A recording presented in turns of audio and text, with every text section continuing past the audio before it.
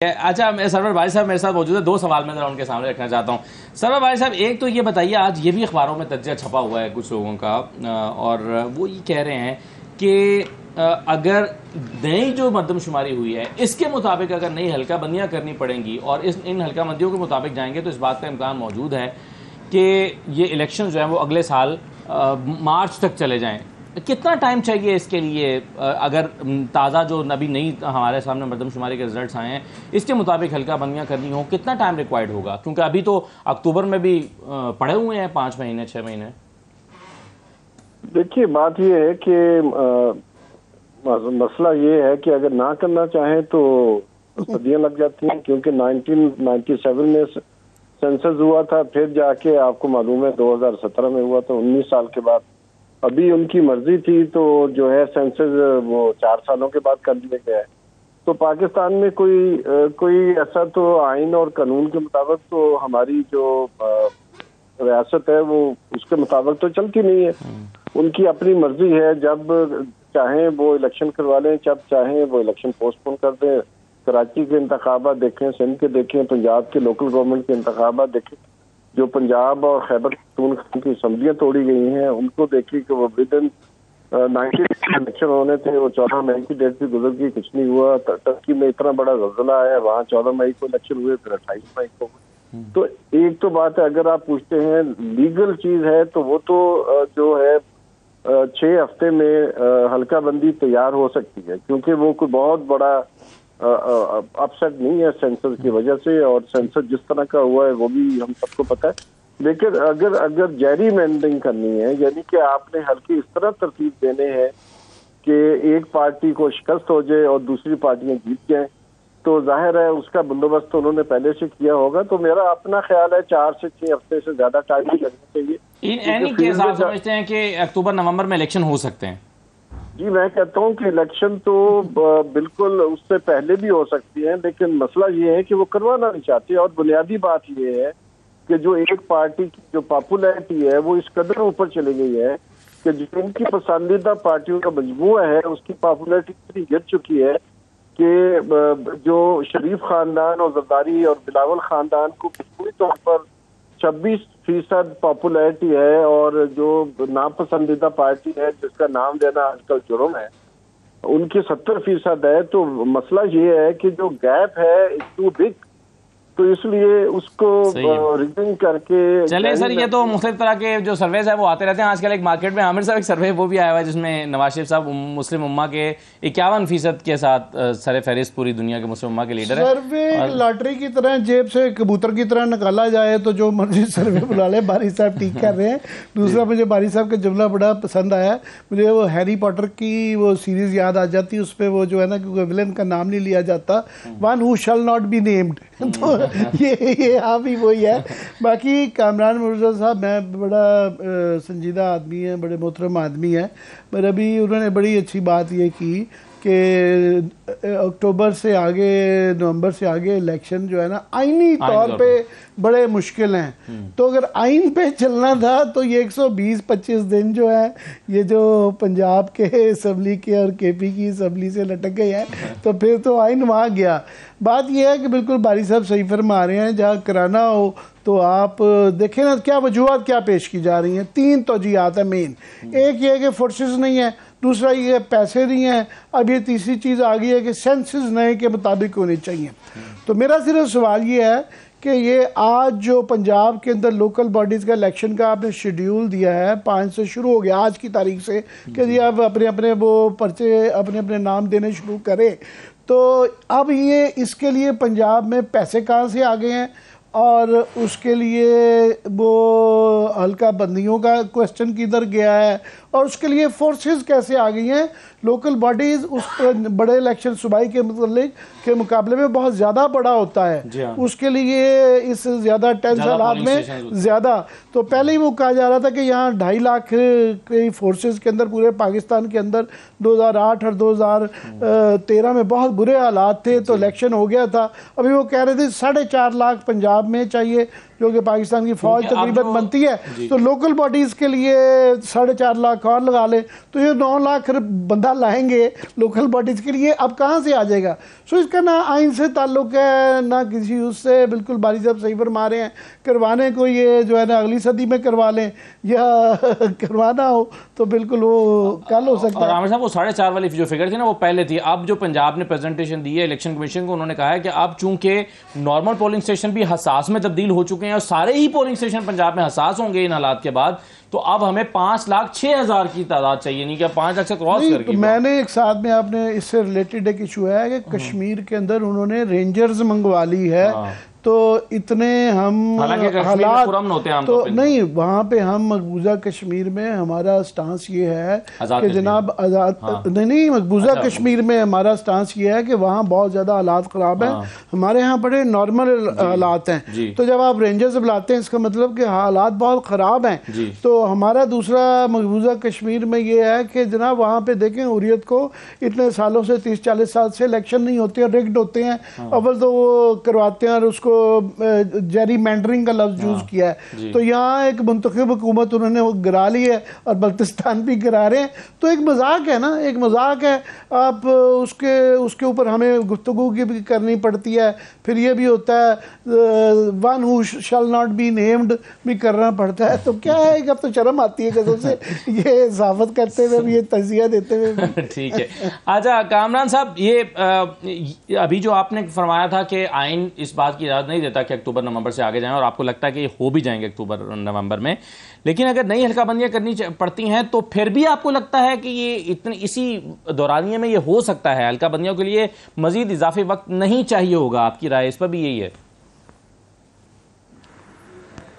देखिए, अभी तक जो सेंसस है मेरा ख्याल है कि नोटिफाई नहीं हुई है, और अगर नोटिफाई हो जाए तो फिर शायद जो है ना वो आपको हल्का बंदियाँ करनी पड़ेंगी। तो 1 महीने का उससे फ़र्क पड़ता है कि उसमें ऑब्जेक्शंस आते हैं।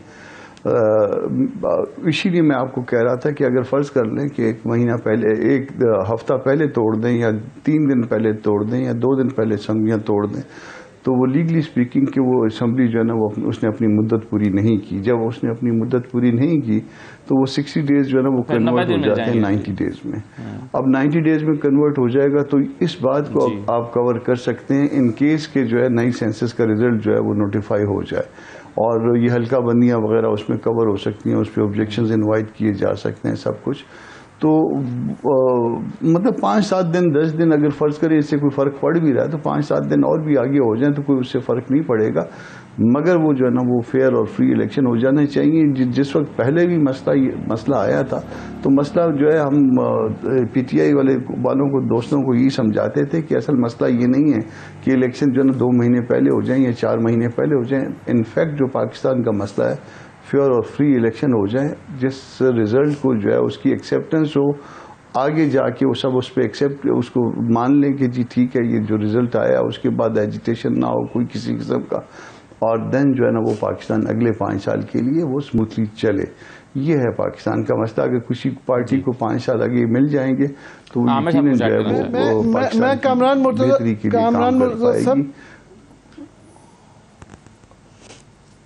जी मेरे बड़े 2 छोटी सी ऑब्जर्वेशन है। एक तो अभी आपने ये हल्का बंदी का बताया, तो मेरा ये सवाल जो आगे भी मैं बात कर रहा था कि आज पंजाब के अंदर लोकल बॉडीज़ के इलेक्शन का शेड्यूल अनाउंस हो गया है, तो इसके रुकावट जो हल्का बंदी की उसके आड़े क्यों नहीं आई? पहली बात।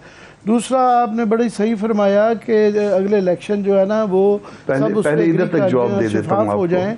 तो आज की पता है आपको कि चले पहले इधर नहीं हुआ। हाँ, पहले इस बात का जवाब दे देता हूँ। दूसरा सवाल भी समझ गया, उसको भी जो है ना वो मिसकंसेप्शन है, वो जो बल्कि पहले दूसरे वाले का जवाब ले लीजिए। ये मिसकंसेप्शन है कि शायद वो बड़े मकबूल हैं। आप जो है ना वो पिछले 1 साल के इलेक्शन तो देखते हैं जिसमें खुद कैंडिडेट थे, ये नहीं आगे अगर इलेक्शन होंगे तो वो हर हल्के में खुद इलेक्शन लड़ेंगे और उसके मुकाबले में हमारे आम कैंडिडेट होंगे, तो तब जो है ना ये प्रोपोजिशन ये बनेगी कि तब वो शायद जीत सकते हैं। तो ऐसा नहीं है। इनफैक्ट जो है ना वो या PTI से हमें कोई वो मसला नहीं है। मसला असल जो है वो महंगाई के साथ है। और महंगाई से जो मतलब ये अपना रिस्क लिया है हमने महंगाई पे, वो हमारे गले पड़ा हुआ है। और इसके अलावा नहीं, आप सामने जाते जाते हरकत ये की कि मुआहदा करके गए हुए थे IMF के साथ कि ये चीजें जो ना इस तनासब से बढ़ेंगी, और जाते जाते वो पेट्रोल की कीमत गिरा गए। इस तरह के मामला वो कर गए हैं। तो ये बॉबी ट्रैप्स थे, बॉबी ट्रैप से निकलते निकलते वो टाइम लग गया है। मगर चलें, वो इस वक्त वो नहीं है, मसला नहीं है। वो रिजल्ट आएगा, जब इलेक्शन होंगे रिजल्ट आएगा, आपके सामने आ जाएगा। आपने हल्का बंदियों की बात की। हल्का बंदियों में जो लोकल बॉडीज की हल्का बंदियां होती हैं वो और चीज होती हैं, और जो इसके लिए जो सूबों के लिए या इसके लिए नेशनल असेंबली के लिए हल्का बंदियां होती हैं वो और तरह से होती हैं। तो वो इसका जो है ना वो ताल्लुक यकीनन बनता है। वहां पे जो है ना वो उस तरह से हल्का बंदियों का वो ताल्लुक शायद उस तरह से नहीं बनेगा। और अगर वो फर्ज कर लिए किसी तरह से बनता भी है, तो आज तक जब ये इलेक्शन अनाउंस हुए हैं अभी तक वो ये नई सेंसस जो है नोटिफाई नहीं हुई है। तो पुरानी जो है ना वो उसमें आबादी के तनासब से वो होगा, और वो सूबों के दरमियान कोई ऐसा डिस्प्यूट नहीं होगा। असल डिस्प्यूट आता है वो सूबों के दरमियान आता है। थोड़ी सी तफसील फरमा दूं कि लोकल बॉडीज के भी हल्के हल्के होते हैं, और जो है कौमी सूबाई असेंबली की तरह अगर सेंसस हो जाए तो उसमें भी कानून चलिए सरवर भाई साहब भी कुछ ऐड करना चाह रहे हैं, और मैं उनके सामने गैर मुल्की मुबस्सिरीन को दावत ना देने वाला सवाल भी रखना चाह रहा हूं। सर मैं एक ब्रेक में ले लूं सर, कामरान साहब एक छोटा सा ब्रेक लेते हैं, ब्रेक के बाद वापस आ जाते हैं।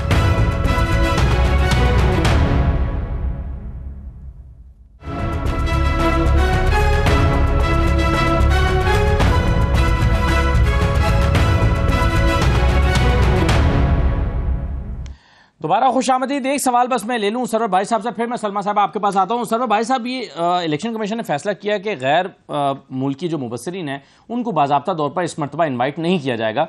हाँ, अगर कोई आना चाहेगा तो उनके लिए फिर सिक्योरिटी क्लियरेंस से उनकी आमद मशरूत होगी। तो ये आप इस कदम को कैसे देखते हैं जो इलेक्शन कमीशन की तरफ से उठाया जा रहा है? देखिए, मैं समझता हूँ कि बुनियादी तौर पर जो माजी में यूरोपियन यूनियन की मिशन के ऑब्जर्वर्स आते रहे हैं, कॉमनवेल्थ के लोग आते रहे हैं, और वो अगर उन पर कोई पाबंदी लगाई जा रही है तो जो हमारा खदशा था बहुत अरसे से कि इलेक्शन कमीशन और जो हमारी रूलिंग इस वक्त कोलेशन है और उनके जो हैं उन सबका ये गालिबन यही लगता है कि जो पंजाब के इंतखाबात इस वक्त कराना ऐसी है जैसे ज़िया-उल हक ने अपने जो है जनरल इंतखाबात नहीं कराए, लोकल गवर्नमेंट इलेक्शन करवा लिए, इसी तरह अयूब खान ने किया था। तो मुझे लगता है उसी का बंदोबस्त है कि अगर बैनुल कौमी मुबस्सिरीन आते हैं तो जाहिर है उनकी रिपोर्ट जो है वो जो वो देखेंगे वही कहेंगे, वो कोई चीज़ें छुपा नहीं सकते। और इसके अलावा जो है इंडिपेंडेंट ऑब्जर्वर्स भी बाहर से आते हैं, तो उसके ऊपर कदगन लगाने का साफ मतलब नजर आ रहा है कि कुछ मामला जो हैं उनको कुछ गड़बड़ करने की कोशिश की जाएगी। तो मैं समझता हूं कि ये इसी तरफ इशारा लगता है कि उनके ऊपर पाबंदियां लगाई जाए। इसी तरह उन्होंने और सख्त किया है कि जो लोकल इलेक्शन ऑब्जर्वर्स हैं जो करते हैं उनको भी बगैर एक्रेडिटेशन कार्ड के या सहाफ़ियों को एक्रेडिटेशन कार्ड मिलेगा तो फिर ही वो इलेक्शन ऑब्जर्व कर सकेंगे। और उसके ऊपर बहुत ज़्यादा और भी मैं एंटिसिपेट कर रहा हूँ कि मज़ीद जो सख्ती जो है, मज़ीद जो रिस्ट्रिक्शंस लगाने के लिए नई कंडीशंस भी आने का पूरा खतरा मौजूद है। ठीक है, बिल्कुल सही है। कि मैं समझता हूं अभी तक इलेक्शन कमीशन की कारकर्दगी है वो हमारे सामने है कि सिंध के जो अभी लोकल गवर्नमेंट इंतखाबात हुए हैं उसमें एक बहुत भारी तादाद है, यानी 20% से ज्यादा लोग बिला मुकाबला मुंतखब होके आए हैं जी। तो मुझे लगता है कि जो जुर्दू का ठीक है, राइट सर, उसमें बहुत सारे सवालात भी पैदा हुए हैं। वक्त कम है, मैं चाह रहा हूँ कि एक कमेंट सबसे ले लूँ। सलमा भट्ट साहबा, मुझे ये बता दीजिए, ये जो मैंने सवाल किया था कि आप कंसर्न हैं इस बात पे कि ये क्यों इंटरनेशनल ऑब्जर्वर्स नहीं आ रहे आइंदा इंतखाबात के को मॉनिटर करने के लिए? जी, ये वैसे तो मैंने अभी तक देखा नहीं इलेक्शन कमीशन ने अगर कोई ऐसी बात की, लेकिन जहां तक मेरा ख्याल है अगर पहले हमेशा यहाँ पे यूरोपियन यूनियन के आते हैं ऑब्जर्वर्स, कॉमनवेल्थ के आते हैं, इंटरनेशनल मुबस्सिरीन आते हैं पूरी दुनिया से, और ये एक रिवायत और बड़ी अच्छी रिवायत है, मैं तो इसको बड़ा सपोर्ट करती हूँ। लेकिन हो सकता है कि मैंने भी देखा नहीं है डायरेक्टली, लेकिन हो सकता है इलेक्शन कमीशन ने कोई इसका मैकेनिज्म डेवलप किया हो या उसके ऊपर कोई ऐसी चीज दिखाई हो, कोई प्रोसेस उसका बनाया हो। तो अगर कोई प्रोसेस है और अगर बाहर के इदारे के लोग यहाँ पर प्रोसेस करके आते हैं तो उस प्रोसेस पे शायद इतनी कबाहत नहीं हो सकती। लेकिन मुझे अभी मैंने कोई डायरेक्टली कोई चीज़ देखी नहीं है, ऐसी मेरी नज़र से गुजरी नहीं है कि इलेक्शन कमीशन ने पाबंदी लगा दी हो। हाँ, अगर कोई प्रोसेस दिया है और पाबंदी लगाई है तो ये दो मुख्तलिफ बातें हैं। और तीसरी बात यह है कि इसके ऊपर हतमी बात शायद इलेक्शन कमीशन ही कर सकता है। सही है, बिल्कुल ठीक है। आमिर साहब, मैं ज़रा जहाँ से गुफ्तगू शुरू की थी, मैं चाह रहा हूँ कि आप उस पर आप एक जो है ना वो फाइनल कमेंट आपका आ जाए। पीपल्स पार्टी के बारे में ये तासुर क्या बन रहा है? क्योंकि हमारे यहाँ समझा यह जाता है कि जब इलेक्टेबल्स को ये पैगाम मिल जाए या उनको ये इशारा हो जाए या फिर वो खुद असेसमेंट कर लें कि कौन अगली मरतबा आ रहा है, उसकी तरफ वो भागना शुरू हो जाते हैं। पीपल्स पार्टी के हवाले से कोई ऐसा तासुर दिया गया है या कोई बन रहा है? नहीं, अभी तो यही नहीं पता चल रहा। अभी सिर्फ एक चीज़ का क्लियर है कि पीटीआई का उनकी पार्टी का हिस्से बुखरे करने हैं। किसको ये इख्तियार देना है, अभी ये लड़ाई जारी है। मगर एक बात जो क्लियरली कही जा सकती है वो ये है कि जो भी आप देख लें तो ये अगला इलेक्शन कंट्रोवर्शियल ही होगा, उसका रिज़ल्ट। और आगे ही अदम इस्तेहकाम है, आगे ही पॉलिटिकल अदम इस्तेहकाम की वजह से मुआशी अदम इस्तेहकाम है। सो पहले तो ये इलेक्शन का होना जो है उसकी ना होने की वजह से अदम इस्तेहकाम था। अब हो भी जाएगा तो ज़्यादा अदम इस्तेहकाम होगा क्योंकि बहुत ज़्यादा लड़ाई होगी, मार कुटाई रहेगी। तो इसलिए मैं समझता हूँ कि जो भी कोई ख़बरें अच्छी नहीं आ रही, फॉर एग्ज़ाम्पल आज शायद खान अब्बासी साहब ने ये बात की कि ये वाली कि अगले इलेक्शन से पहले एक rules of the game, rules of engagement तय कर लिए जाएं। मगर मौलाना फजल रहमान का बहुत सख्त बयान आया कि किसी किस्म की बात नहीं होगी। सो लिहाजा वो with in the PDI issue हैं, फिर with in the PTI issues हैं, फिर इनके दरमियान में इशूज़ हैं। तो मिला जुला के जो है ना वो अभी बारी साहब ने जो पुराने ज़िया-उल-हक के ज़माने के इलेक्शन जो है 85 के दिए, मुझे तो ये रेफरेंडम वाला इशू लग रहा है कि ये रेफरेंडम जिस तरह कराया गया था ना कि उस तरह करवाया जाएगा।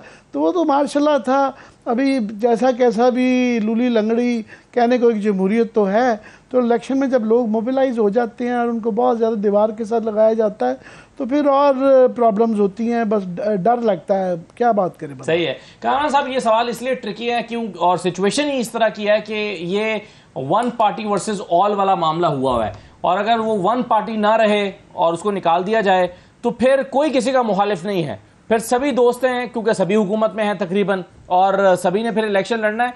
तो ऐसा लगता है कि कुछ जमातें तो राहें बना रही हैं, जैसे काफ लीग ने कह दिया कि जी मुआशी पॉलिसियां बिल्कुल इनकी नाकाम रही हैं, लोग इनसे खुश नहीं हैं, हम राहें जुदा करने के हम अलहदा से अपना इलेक्शन लड़ेंगे। चौधरी सरवर साहब ने वाज़ेह तौर पर कह दिया है। तो ये क्या बाकी जमातें भी नून लीग के ऊपर मलबा डाल के भागने की कोशिश करेंगी? नहीं, उसमें जब भी इलेक्शन होगा फिर हर जमात के अपने अपने मंशूर हैं और हर जमात के अपने अपने मफादात भी हैं।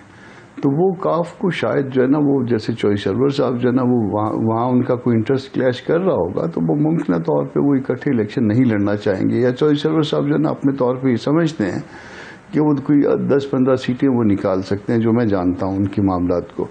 तो वो फिर अपनी जो है ना वो एक ऐसी पोजीशन जो है ना वो रखना चाहेंगे कि कल जो भी रिजल्ट आए उसमें कोई बार्गेनिंग की पोजीशन उनके पास रहे और वो कोई लेन देन कर सकें। मगर ये सारा कुछ अभी तक प्री मैच्योर है। जो भी होना है वो अगले महीने के बाद जाके होना है। जून का बजट फारिग हो जाएगा, उसके बाद पार्टियां जो है ना वो इस तरफ जो है वो अपनी तवज्जो करेंगी।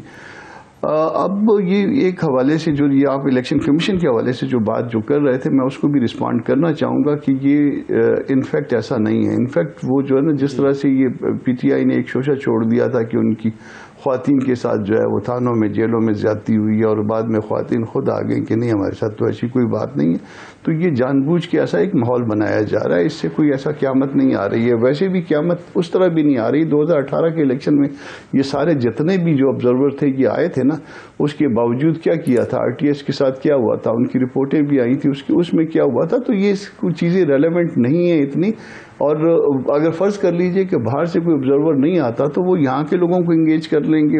कोई भी जो है ना वो मीडिया पर्सन जो है वो आके उनके लिए भी काम कर सकता है इंटरनेशनल उसके लिए। तो ऐसा ज़रूरी नहीं है। वो आएंगे भी, इलेक्शन होगा भी, और आप ये देखेंगे कि वो इलेक्शन कमीशन अपनी ड्यूटी अदा करेगा, और उस वक्त जो मौजूदा गवर्नमेंट है उसका इन मामलात में कोई किरदार नहीं होगा, कोई कंट्रोल नहीं होगा। वो सारा कुछ होगा तो इलेक्शन कमीशन की निगरानी में या केयर टेकर की निगरानी में, इसके अलावा हमारा कोई किरदार नहीं होगा। उससे हम जो है ना वो इस बात को भी हम अपोज करेंगे कि बाहर से जो है ना वो अगर ऑब्जर्वर आ रहे हैं तो उसको जो है ना कहा जाए कि आप ना आइए।